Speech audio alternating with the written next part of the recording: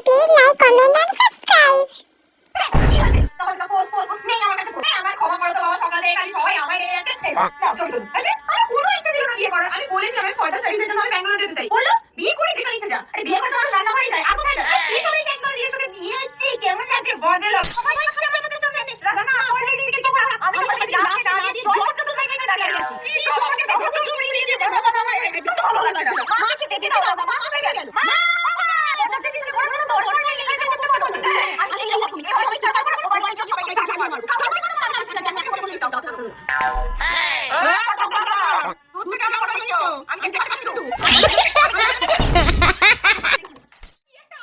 আমি তো ঘরে বালতি গামলা হাঁড়ি কলসি যা ছিল সব ভর্তি করে রেখে দিয়েছি। ভগবান জানে কদিন কারেন্ট আসবে না। কি গো শুনছো? ছাদেতে আমি সব ট্যাঙ্কিগুলোকে ভর্তি করে রেখেছি। তুমি দয়া করে চারটি হিট নিয়ে গিয়ে ঢাকনাগুলোর উপর চাপা দিয়ে দাও। আগের বারের মতো নয় এবারে উড়ে যাবে। বাড়িতে যত কটা ফোন আছে টর্চ আছে সব একেবারে চার্জ দিয়ে রাখ। আমফানের মতন যদি এবারেও 5 দিন কারেন্ট না থাকে, আমি যদি সিরিয়াল না দেখতে পাই আমি তো পাগল হয়ে যাব। মার্কেট থেকে গিয়ে কয়েকটা মোটা মোটা মোমবাতি নিয়ে এসো। আর ফ্রিজে আছে বাসি তরকারি আছে সব গরম করে দিচ্ছি। আজকে সবাই মিলে খেয়ে নেবে। বারবার করে আমফানের করে বলেছিলাম যে ওপরে যে সেটা এবারে আমি ঠিক আছে এবারে চলে যাবে। কি গো আসার সময় কিন্তু টর্চের মোটা ব্যাটারিও নিয়ে আসবে।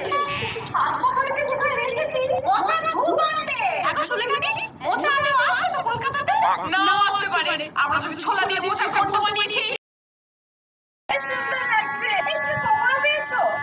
এমন করেছে আমি একটা পকোড়াও পেলাম না। তার আগে শেষ। হ্যাঁ এই শাড়িটা তো আমাকে ঋতুর বাবা এনে দিয়েছে। ভালো লাগছে না?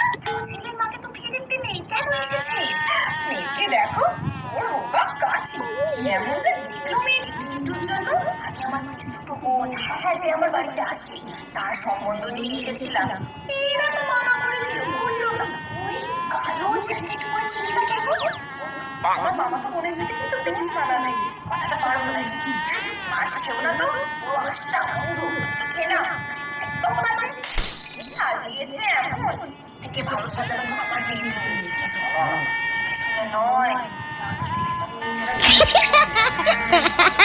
দেখা যায় সারাক্ষণ কানে ফোন দিয়ে